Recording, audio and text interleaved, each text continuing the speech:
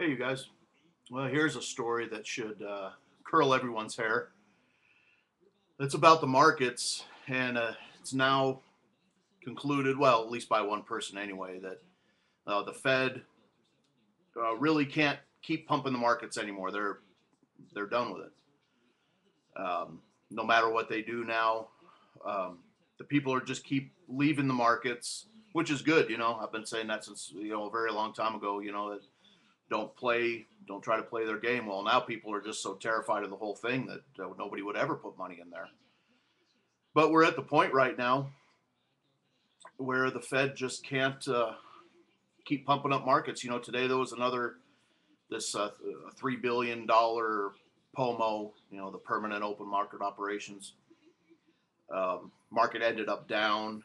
So now, even though they're putting all these billions of dollars in daily, basically, it's still not having any effect. The markets are going down. There's a lot of problems all over the place. There's this market, the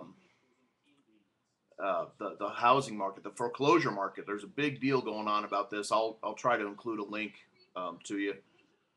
But these guys, like the Representative Alan Grayson, and believe it or not, who's that new senator that played the Saturday Night Live guy? I can't think of his name. Um, these guys are saying that this is all a fraud that the banks are doing with these foreclosures, and they're marking the rates to the books. Well, it turns out that they're not doing that at all. They're even the foreclosure servers, guys that go out there and do it. Well, they're just not even handing over the paperwork. They're just signing it as it's been in, and then the bank, just keeps the fees, and it's a mess. And these pure financial people, like these articles I'll link to you about the Fed not being able to pump the markets.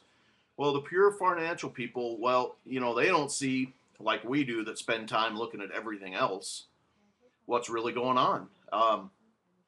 This whole September market, 800 points worth of pumping on the Dow. Obviously what they're doing is trying to pump up their terrible polls. Obama 40% approval, and then the rest of the 60% is a strong disapproval. It's not a good deal for them. And then Clowngress, what do they have, all-time low ratings at 10% or something, or even lower? So, as we know, when these banks get in trouble, and now it looks like they are in trouble with not only stocks but with the mortgage fraud too that has been ongoing for the last 2 years. This fraud, it looks like, what we know is coming. Next will come the pain.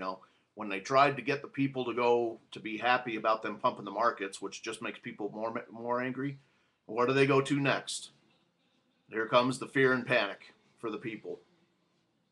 Um, we'll see what happens in the markets tomorrow, but it looks like everybody's just trying to sell. And it's like this article about the Fed not being able to pump the market says is if people go in there and they're trying to sell sizable positions in stocks, sizable numbers, it'd be a disaster. There's no buyers out there except for the Fed. There's no buyers in the markets. I'll include you the second article. It's the 21st straight week of outflows from the market. But as bad as things are, fine. No, the quicker the wheels fall off of these guys, the better it is for us. We're out here, we're fine. We know what's going on. We're fine. The better the wheels fall off, the more chance that we have of coming out the other side of this well, and we'll be able to rebuild it and get rid of all these clowns. Anyway, hey guys, so thanks for listening in, and I wanted to pass on these couple articles to you. Thanks.